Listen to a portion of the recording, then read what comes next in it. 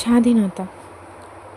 স্বাধীনতা এই শব্দটি শুনলে বুকের ভিতর কেমন যেন আনন্দ লাগে, ভারী হয়ে যায় কণ্ঠ। নিজেদের শক্তি তখন 10 গুণ বেড়ে যায়। নিজেকে তখন যেন নতুন করে চেনা যায়। 1947 সালে 15ই আগস্ট আমাদের ভারত স্বাধীন হয়েছিল। আজ 15ই আগস্ট। তবে আজকের দিনের মতো এতই সাজানো গোছানো ভারত ছিল না তখন। ছিল ইংরেজ শাসকের অত্যাচার। প্রতিনিয়ত হুকুম পালন করতে হতো তাদের।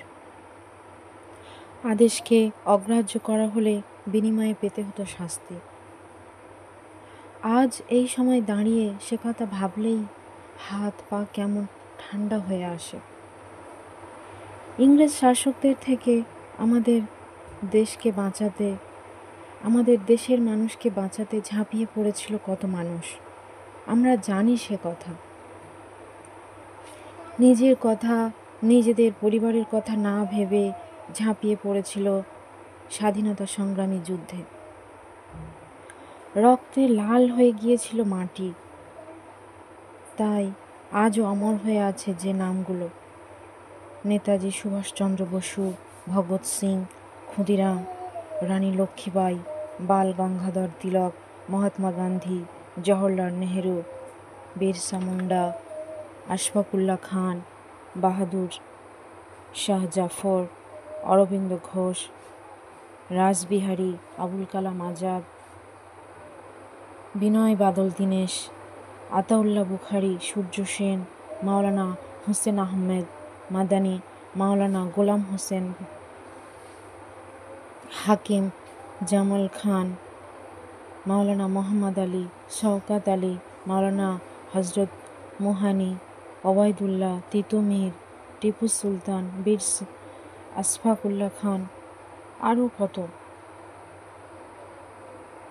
শুধু পুরুষ নয়, নারী, বৃদ্ধ, যুবক, হিন্দু, মুসলমান, বৌদ্ধ, খ্রিস্টান সবাই কাঁধে কাঁধ মিলিয়ে সংগ্রামে অংশগ্রহণ করেছিলেন।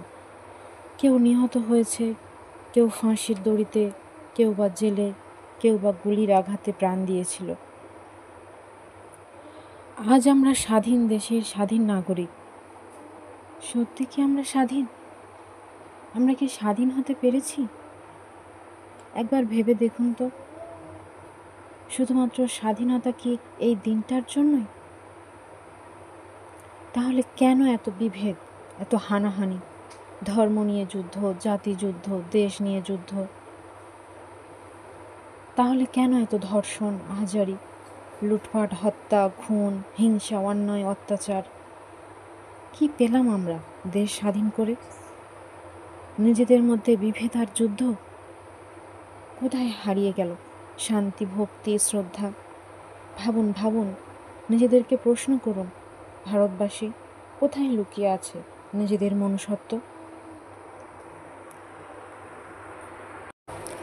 লেখা SPA, কণ্ঠে শাহানুর পারভীন।